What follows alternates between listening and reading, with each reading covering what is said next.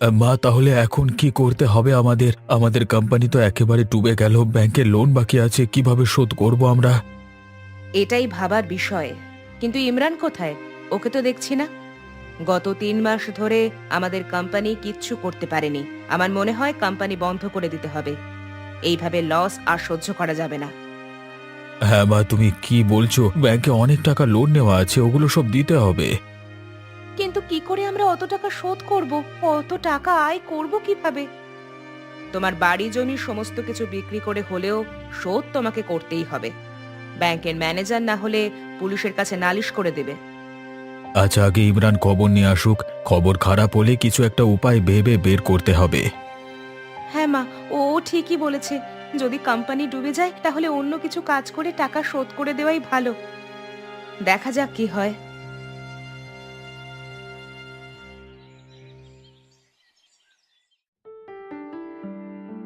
Sir, আমি আসতে পারি? আমাকে ডেকেছিলেন? হ্যাঁ রোহিত, আপনাকে ডেকে পাঠিয়েছিলাম। আসুন আসুন, ভেতরে এসে বসুন, কিছু কথা আছে আপনার সাথে।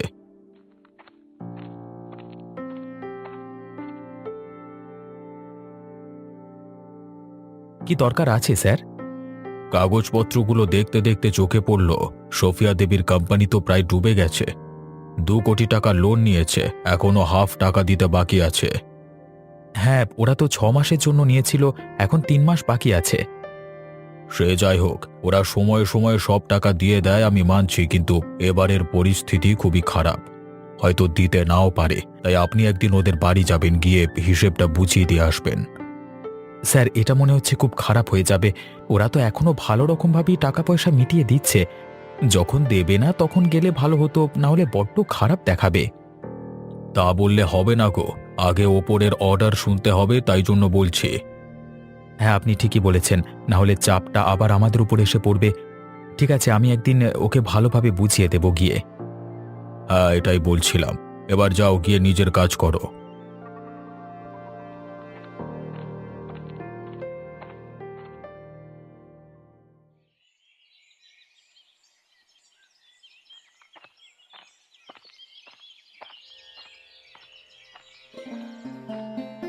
ভাই, দালালের কাছে গিয়ে কি জানতে পারলি? আমাদেরকে বল। কি আর হবে, আমাদের কোম্পানি শেষ, আর উঠতে পারবে না। তাহলে আমরা ব্যাংকের লোন কিভাবে শোধ দিব? এর তো কিছু উপায় বার করতে হবে। এখনো প্রায় 1 কোটি টাকা মতো ব্যাংকে দিতে হবে। সেটাই তো ভাবছি, কি যে হবে আমাদের। এবার মনে হয় ঘরবাড়ি বিক্রি করে পথে বসতে হবে। না না, পথে আমরা বসবো না। জমিগুলো বিক্রি করে দিলে মোটামুটি 70 লাখ টাকার মতো পাওয়া যাবে। বাকি 30 লাখ টাকা খাটাখাটনি করে রোজগার করে নেব আমরা। হ্যাঁ, পরিকল্পনাটা আমার ভালো লেগেছে। কিন্তু কি কাজ করবি তোরা? এত বড় ব্যবসায়ী ছিলিস, হঠাৎ কি যে হয়ে গেল? মান সম্মানের চিন্তা ভাবনা করলে হবে না, এখন দেখতে হবে কিভাবে আগে নিজেদেরকে বাঁচানো যায়। জেলের ঘানি টানা থেকে তো অনেক ভালো। আমি ভাইয়ের সাথে একমত। যা করতে হয় করব, তবে মাথা উঁচু করে বাঁচব। মা, এবার তো রান্না বান্না করতে হবে। এখানে বসে থাকলে তো হবে না। দিদি, চলো রান্নাঘরে। হ্যাঁ হ্যাঁ, তোমরা যাও, গিয়ে কাজ করে নাও, আমরা কিছু না কিছু উপায় বার করছি। আর হ্যাঁ, আজকে থেকে বেশি কিছু রান্না করব না। অত খরচাপাতি করলেও হবে না, সবাইকে বলে দিলাম। যতটুকু দরকার ততটুকুই খরচ করতে হবে, বাকি সমস্তটা বাঁচাতে হবে। তারপর আমি দেখছি জমি বিক্রির জন্য কত টাকা কি পাওয়া যায়। আচ্ছা, ঠিক আছে, তাই কর। রতন, তুই জানিস আমাদের গ্রামের সব থেকে বড় ব্যবসায়ী রফিক এবং ইমরান, ওদের কোম্পানি ডুবে গেছে। সে কি গো, এসব কি করে হলো, কিছু জানো? না না, তেমন কিছু জানি না, তবে এইটুকু জানতে পারলাম কিছু বদমাইশ লোক তাদের কোম্পানি থেকে অনেক টাকার দাবি করেছিল। দিতে রাজি হয়নি সোফিয়া দেবী, তাই এই অবস্থা। বাবারে বাবা, ওদের কোম্পানি কত সৎভাবে কাজ করতো, কত টাকা সরকারকে কর দিত, তাও এরকম হলো? এসব ব্যবসায়ীদের মধ্যে দ্বন্দ্ব চলতেই থাকে। আমাদের মতো গরিব মানুষের বোঝার কম্য নয়, তবে খুব ভালো মানুষ ছিল সবাই। হ্যাঁ গো কাকা, ওদের মতো সৎ ব্যবসায়ী আর দুটো দেখা যায় না। এখনকার দিনে সৎ হলে হবে না দেখছি। যে যত বড় মিথ্যেবাদী, যত বড় ঠকবাজ, তারাই এখন এই পৃথিবীতে রাজত্ব করছে। খবরের কাগজ পড়ে কত কি জানা যাচ্ছে বলো তো। আবার কথা কি লুকিয়েও ফেলেছে, সবকিছুই টাকার খেলা। হ্যাঁ, ওপর মহলে শুধু হচ্ছে টাকার খেলা। যার কাছে যত বেশি টাকা সে হচ্ছে রাজা।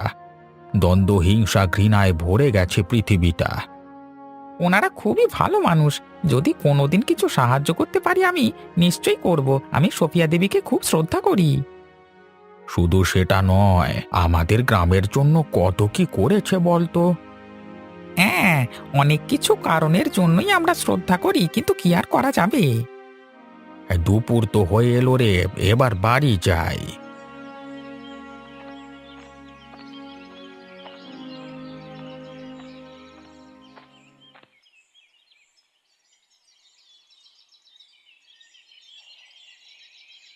রোহিতবাবু বাড়িতে আছেন? রোহিতবাবু?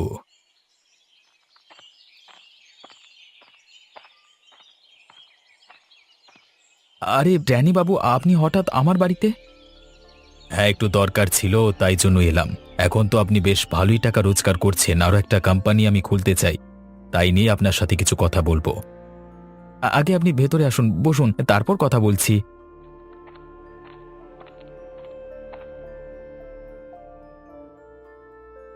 আমার 10 কোটি টাকার মতো লোন চাই, ওই জন্যই আপনার কাছে এসেছি। এবারে টাকার পরিমাণটা বড্ড বেশি। ঠিক আছে, আমি চেষ্টা করব, কিন্তু খুব তাড়াতাড়ি মিটিয়ে দিতে হবে কিন্তু। হ্যাঁ, আমি মাস 6-এর মধ্যেই দিয়ে দেব। এখন আমার কাছে টাকার কোনো অভাব নেই। ঠিক আছে, আমি স্যারের সাথে কথা বলে আপনাকে জানাবো। এখানে আমি কিছু বলতে পারি না। হ্যাঁ, আপনি ব্যাংকের ম্যানেজার, আপনি বললে নিশ্চয়ই হবে। হ্যাঁ ম্যানেজার, কিন্তু একটা ঘটনা ঘটলো জানেন তো, তারপর থেকে ব্যাংক এখন অত বেশি কাউকে লোন দেয় না। সোফিয়া দেবীর কোম্পানি ডুবে গেছে, ওখানে লোন দেওয়া আছে, ওটা মিটে গেলে ভালোভাবে লোন দেওয়া হবে। আরে ওই কোম্পানির সাথে আমার পার্টনারশিপ ছিল, ভাগ্যিস আমি টাকাটা তুলে নিয়েছি, না হলে আমার সব টাকা চলে যেত। একদিন যাব সোফিয়া দেবীর বাড়ি, সবকিছু জানিয়ে আসবো। আপনার ব্যাপারটা আমি দেখছি কেমন। হ্যাঁ, একটু দেখুন দেখুন, করে দিতে পারলে আপনাকে কিছু দেব। এখন আমি এলাম, হ্যাঁ, করে দিলে আপনারই লাভ।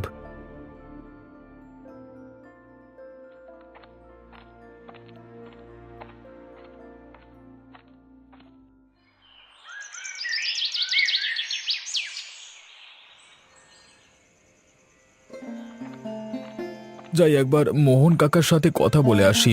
উনি সেই ছোটবেলা থেকে চাষাবাদ নিয়ে বড় হয়েছেন, ভালো বলতে পারবেন কেমন কি জমির দাম হবে।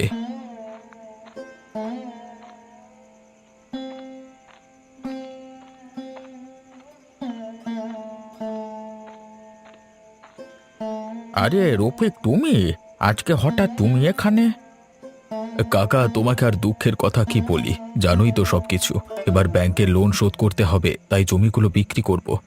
তুমি তো অনেক দিন ধরে চাষাবাদ করো, জমির ব্যাপারে বলতে পারবে কেমন দাম পাওয়া যাবে আমাদের সব জমি বিক্রি করলে। আন্দাজ করে বলছি, তোমাদের সমস্ত জমি বিক্রি করলে 80 লক্ষ টাকা হয়ে যাবে। এর থেকে বেশি হবে তবু কম নয়। হ্যাঁ হ্যাঁ, এরকমই হবে। আর বলছি, এই খারাপ সময়ে আমি যদি আপনাদের কোনো সাহায্য করতে পারি তাহলে আমার খুব ভালো লাগবে। দরকার হলে আমাকে বলবেন, কেমন? জি জি, অবশ্যই। মানুষ তো মানুষেরই সাহায্য করবে, একসময় তো আমরা অনেক সাহায্য করেছি আপনাদের। হ্যাঁ, ওই জন্যই এখন আপনারা কবে থেকে সাহায্য করছেন, এটাই হচ্ছে বাস্তব কথা। হ্যাঁ হ্যাঁ, আপনাকে যে বললাম, ওর থেকে কমে কিন্তু জমি বিক্রি হবে না, তাহলে লস হয়ে যাবে। কিছুদিন সময় নিই তবু আচ্ছা, কিন্তু 80 লাখ টাকা বলবেন। হ্যাঁ, আচ্ছা ঠিক আছে কাকা, আমার অনেক বড় উপকার করলেন। এখন আমি আসি, হ্যাঁ, রাত হলো তো। জি জি, আসেন।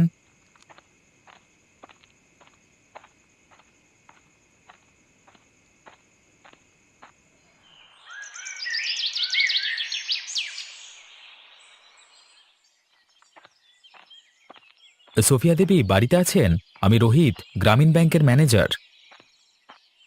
হ্যাঁ, মা তো বাড়িতেই আছে। আপনি চেয়ারে বসুন, আমি এক্ষুনি ডেকে দিচ্ছি। আচ্ছা ঠিক আছে, একটু তাড়াতাড়ি রাখবেন, আমার হাতে বেশি সময় নেই, কেমন? বড় বৌমা, কে এসেছে? আচ্ছা, ম্যানেজার বাবু এসেছেন? হ্যাঁ হ্যাঁ, আপনাদের সাথে একটু কথা বলবার ছিল, তাই জন্যই এখানে এলাম আর কি। জি ম্যানেজার বাবু, বলুন কি বলবেন। আপনাদের কোম্পানি প্রায় রসাতলে চলে গেছে। আপনাদের 2 কোটি টাকা লোন নেওয়া ছিল, তার মধ্যে 1 কোটি টাকা দেওয়া হয়ে গেছে। এখন 1 কোটি টাকা বাকি আছে। টাকাটা কিন্তু শোধ করতে হবে এই 3 মাসের মধ্যে। আচ্ছা ম্যানেজার বাবু, আপনাকে তো প্রত্যেক মাসে মাসে টাকা দিয়ে দেওয়া হচ্ছে, তাহলে কেন আমাদের বাড়িতে এসেছেন? ইমরান বাবু, আমার কিছুই করবার নেই। ওপর থেকে অর্ডার এসেছে, তাই বলে দিতে হবে। আপনি কি আমাদের অপমানিত করতে এসেছেন? সারা গ্রাম দেখছে আমাদের বাড়িতে ম্যানেজার এসেছে লোনের টাকা দিতে পারিনি বলে। আরে না না, এরকম কোনো ব্যাপার না। আমি তো শুধু কথা বলতে এলাম। ভাই, তুমি মাথা ঠান্ডা করো। এ সময় মাথা গরম করলে হবে না। রোহিত বাবু, ভাইয়ের হয়ে আমি আপনার কাছে ক্ষমা চাইছি। আরে না না, ঠিক আছে। আমি বুঝি এই সময়টা কারোর মাথা ঠিক থাকে না। আমি এলাম, কেমন? আমার কর্তব্য আমি পালন করে গেলাম। হ্যাঁ হ্যাঁ, আসুন।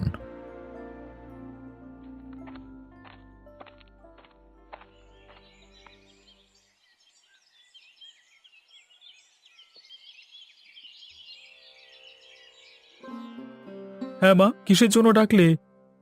দেখলি তো সবাই, সময়ে সময়ে টাকা মিটিয়ে দিয়েও শান্তি নেই। অর্থাৎ কেউ আমাদের আর সাহায্য করবে বলে মনে হয় না, তাই নিজেদেরকেই কিছু একটা করতে হবে। মা, আমরা যদি একটা ছোট্ট ব্যবসা শুরু করি, যদি খাবার হোটেল তৈরি করি, মানে বিরিয়ানির হোটেল। হ্যাঁ, বুদ্ধিটা ভালো। গ্রামে সেই রকম ভাবে বিরিয়ানির প্রভাব দেখা যায় না। আমরা যদি ভালো বিরিয়ানি তৈরি করি, তাহলে মাসের শেষে ভালো রকমই রোজগার হবে। তাহলে তাই করা হোক। হাটের মাঝে একটা দোকান খুলে আমরা বিরিয়ানি বিক্রি করব, সেখানে মা বসে টাকা নেবেন। আমরা যদি বিরিয়ানি তৈরি করি, যা মুদিখানা লাগবে রতন দাদার দোকান থেকে নিয়ে নেব। কিছু ধার দেবে আশা রাখছি। মা, তাহলে আর দেরি করা ঠিক হবে না। আমরা কালকে থেকেই কাজে লেগে পড়ব। 3 মাস খুব বেশি সময় নয়, মোটামুটি 20 লাখ টাকা আমাদের জোগাড় করতেই হবে। আমি আর সানিয়া দিদি দুজনে মিলে বিরিয়ানি রান্না করে দিব, আর তোমরা দুজনে কাস্টমারদের সামলাবে। আচ্ছা আচ্ছা, তাই হবে এখন। রফিক, তুই জমিগুলো বিক্রি করবার ব্যবস্থা কর। সমস্ত টাকা ওই ম্যানেজারের মুখে ছুঁড়ে মারবো। আচ্ছা ঠিক আছে, আমি যত তাড়াতাড়ি সম্ভব কাস্টমার দেখছি। আমি একবার বেরোলাম। হ্যাঁ দাদা, তুই কাস্টমার দেখ, আমি রতন দাদার সাথে কথা বলে আসছি। কত কি ধার দেবে সেই সব জিজ্ঞাসা করে নেব। আচ্ছা ঠিক আছে।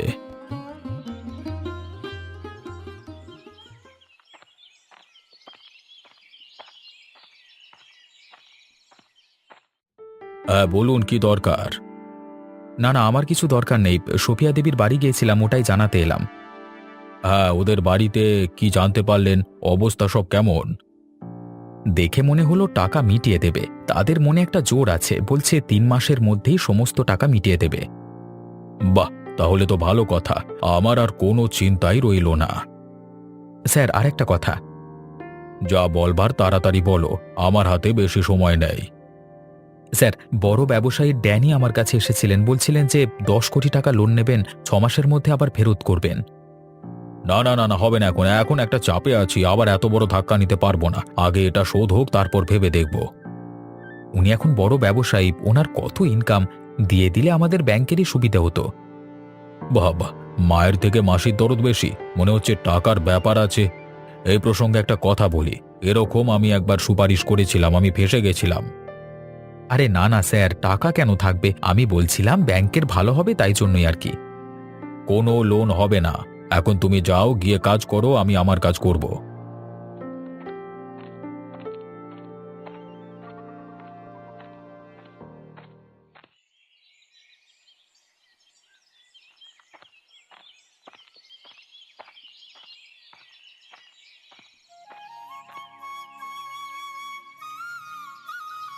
রতন দাদা, তোমার সাথে কিছু কথা আছে। হ্যাঁ ইমরান দাদা, বলো কি কথা। কাল থেকে আমরা বাজারে একটা বিরিয়ানির দোকান খুলছি। সেখানে যা জিনিসপত্র লাগবে সব তোমার দোকান থেকে নিয়ে যাব, কেমন? কিন্তু আমরা হাফ টাকা দেবো, হাফ টাকা ধার রাখবো। এখন তুমি যদি রাজি হও তাহলে। আচ্ছা, অর্ধেক টাকা দেবে, অর্ধেক টাকা বাকি রাখবে, তাই তো? হ্যাঁ দাদা, জানোই তো আমাদের অবস্থা। ওই অবস্থা থেকে বেরোনোর চেষ্টা করছি আর কি। সাহায্য করলে তো ভালোই হয়। ঠিক আছে, তোমাদের কোনো চিন্তা করতে হবে না, যা লাগবে আমার দোকান থেকে নিয়ে যাবে, বাকি টাকা সময় মতো মিটিয়ে দেবে। হ্যাঁ অবশ্যই, আমরা যেমন ধরনের মানুষ সকলেই জানে, শুধু বিপদে পড়েছি তাই এরকম বলছি আর কি। হ্যাঁ হ্যাঁ, বুঝতে পারছি। আমি সাহায্য করব। সোফিয়া দেবী আমাদের গ্রামবাসীদের জন্য অনেক করেছেন। এই খারাপ সময়ে গ্রামবাসীরাই তো আপনার পাশে দাঁড়াবে। কথাটা শুনেও ভালো লাগলো। এখনকার দিনে সকলে সুযোগ নেয়, সাহায্য কেউ করে না। যে সুযোগ নেয় সে বুঝে নেবে। আমি আপনাকে সাহায্য করব, হ্যাঁ, আমিও ওরকম নই। আচ্ছা রতন দাদা, আমি এখন আসছি, অনেক কাজ আছে। হ্যাঁ, কালকে থেকেই তো বিরিয়ানির দোকান চালু হয়ে যাবে, সকাল সকাল নিতে চলে আসবো কিন্তু। হ্যাঁ হ্যাঁ, তোমাদের যখন লাগবে তখন নিতে চলে এসো। আমি সমস্ত কিছু খাতায় লিখে রাখবো। আচ্ছা ঠিক আছে।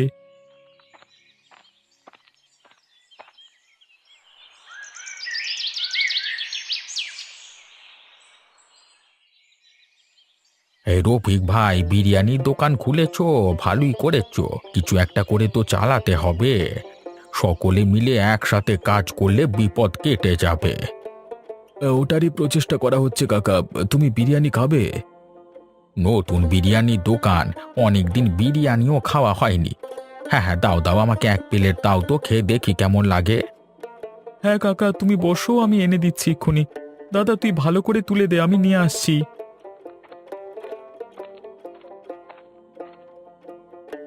আরে অত তাড়াতাড়ি করতে হবে না, আমি বসে আছি তো, তোমরা ধীরে সুস্থে করো। মোহন কাকা, এই হচ্ছে আমাদের দোকানের স্পেশাল বিরিয়ানি, খেয়ে বলো তো কেমন হয়েছে। হুম হুম, আহা, এরকম বিরিয়ানি আমি সত্যি কখনো খাইনি। সুস্বাদু হয়েছে। আরে তুমি এখানে দাঁড়িয়ে আছো, অত কাস্টমার আছে, যাও যাও, ওদেরকে নিয়ে এসে দেখো। হ্যাঁ আমি দেখছি, তুমি খাও ধীরে সুস্থে। বিরিয়ানি কেমন লাগলো সবার, নাকি আরেকটু বেশি ভালো করতে হবে? বিরিয়ানি এক নম্বর হয়েছে। এরকম বিরিয়ানি এক বিরিয়ানির স্বাদ নম্বর। আমরা কোনো জায়গায় পাইনি। এরকম স্বাদ, ঠিক বলেছো। মা, এরকম ভিড় দেখে মনে হচ্ছে 1 মাসের মধ্যেই আমরা আমাদের লোন শোধ করে দিতে পারবো। এবার মনে জোর আসছে। পারবো মানে কি, আমাদের পারতেই হবে। আমরা পারবো, এটুকু নিজেদের ওপর বিশ্বাস আছে।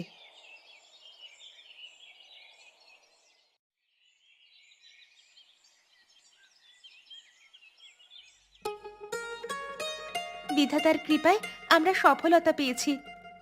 শুধু বিধাতাকে ধন্যবাদ দিলে হবে না, আমাদের সফলতা পাওয়ার আরেকটি কারণ হলো একতা। আমরা একত্রিত হয়ে মিলেমিশে কাজ করেছি। হ্যাঁ, একতা হলো সফলতার চাবিকাঠি। যে কোনো খারাপ পরিস্থিতি সবাই মিলে সামলে নেওয়া যায়। মা, টাকার ব্যবস্থা তো হয়ে গেছে। এবার তাহলে আমি ব্যাংকে দিয়ে আসি, তাহলে আমাদের উপর থেকে চাপ কমে যাবে। তারপর আমরা সাধারণভাবে জীবনযাপন করব। আমরা যে এত বড় বিপদ থেকে উঠে আসতে পেরেছি, এটাই অনেক। আর কিচ্ছু চাওয়ার পাওয়ার নেই। ঠিকই বলেছ তুমি। আবার আমরা সাধারণ মানুষের মতো জীবনযাপন করব, সকলে মিলেমিশে থাকবো গ্রামে। আমরা বিরিয়ানি বিক্রি করব, এমন মিলেমিশে সকলে মিলে আছে সেই রকমই থাকবো। দাদা, সব টাকাগুলো গুনে নিয়েছিস তো? একটুকু ভুলভ্রান্তি থাকা যাবে না কিন্তু, তাহলে আবার বদনাম হয়ে যাবে। না রে ভাই, তুই চিন্তা করিস না। সমস্ত টাকা আমি নিজে গুনে নিয়েছি, একদম ঠিকঠাক আছে। এবার শুধু দিয়ে এলে আমাদের ঝামেলাটা মিটবে। বড় বৌমা, ছোট বৌমা, তোমরা দুজনে মিলে এই রকম ভাবেই সংসারটাকে আগলে রেখো, তাহলে আমার ছেলে দুটোও ভালো থাকবে। আমার কথা ছেড়ে দিলাম, আর কত বছরই বা বাঁচবো। মা, আপনি যদি এই রকম কথাবার্তা বলেন তাহলে কিন্তু আমি রেগে যাব। সবার সাথে আপনিও আনন্দেই থাকবেন, আমরা দুই বৌমা আছি কি করতে। তোমরা গল্পগুজব করো, হ্যাঁ, আমরা দুই ভাই মিলে ব্যাংকে গিয়ে এই টাকাগুলো জমা দিয়ে আসছি।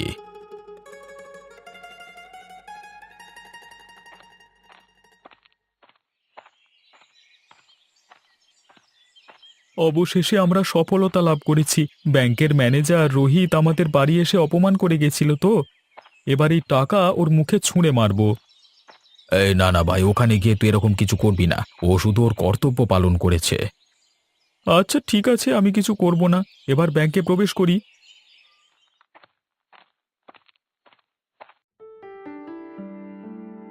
আসুন আসুন, আপনাদের এই মাসে লোনের টাকা দিতে এসেছেন তো? দাঁড়ান, আমি কাগজপত্র নিয়ে আসছি। না না, তার কোনো প্রয়োজন নেই। আমরা সমস্ত টাকা মিটিয়ে দিয়ে লোন থেকে মুক্ত হচ্ছি, সেই কাগজপত্র নিয়ে আসুন। কি, আপনারা সমস্ত টাকা মিটিয়ে দিচ্ছেন? হ্যাঁ, আমরা সমস্ত টাকা মিটিয়ে দিচ্ছি। এই ব্যাগে টাকা আছে, গুনে নিন। রোহিত, টাকাগুলো একবার গুনে নাও তো, সব ঠিকঠাক আছে কিনা দেখে নাও। আমি ততক্ষণ কাগজপত্রগুলো লেখালেখি শুরু করে দিচ্ছি। আরে আপনারা দাঁড়িয়ে কেন, চেয়ারে বসুন। হ্যাঁ, ঠিক আছে ঠিক আছে। স্যার, টাকা একদম ঠিকঠাক আছে, কোনো অসুবিধে নেই। বাবু, আপনারা এই কাগজটাতে সই করে দিন, তাহলে আপনারা এর লোন থেকে মুক্ত হয়ে গেলেন। শেষ ভালো যার, সব ভালো তার। শেষ আর ভালো হলো কোথায়? আমরা প্রত্যেক মাসে সময় মতো টাকা জমা দেওয়ার পরও আমাদের বাড়িতে ব্যাংক থেকে লোক যাচ্ছে। পুরো গ্রামের সামনে আমরা অসম্মানিত হলাম। হাতি কাদায় পড়লে চামচিকেতেও লাথি মারে। আমি আপনাদের কাছে ক্ষমা প্রার্থী। আমি রোহিতবাবুকে বলেছিলাম একবার গিয়ে কথা বলতে। এরকম অনেকবার হয়েছে তো, তাই জন্য গিয়েছিলাম। আমায় ক্ষমা করে দিন আপনারা। আরে না না, ঠিক আছে। এই ইমরান, কেন এসব বলছিস? আমাদের কাজ তো হয়ে গেছে, চল আমরা বাড়ি যাই। সত্যি আপনাদের দেখে খুব গর্ব হচ্ছে। এত বিপদের সম্মুখীন হয়েও এইভাবে মনের জোর নিয়ে আপনারা লড়ে গেছেন। গায়ে বল থাকলে হয় না, মনের জোর আর বুদ্ধির জোর থাকলে সবকিছু থেকে বাঁচা যায়। বুঝলেন নীতিশবাবু?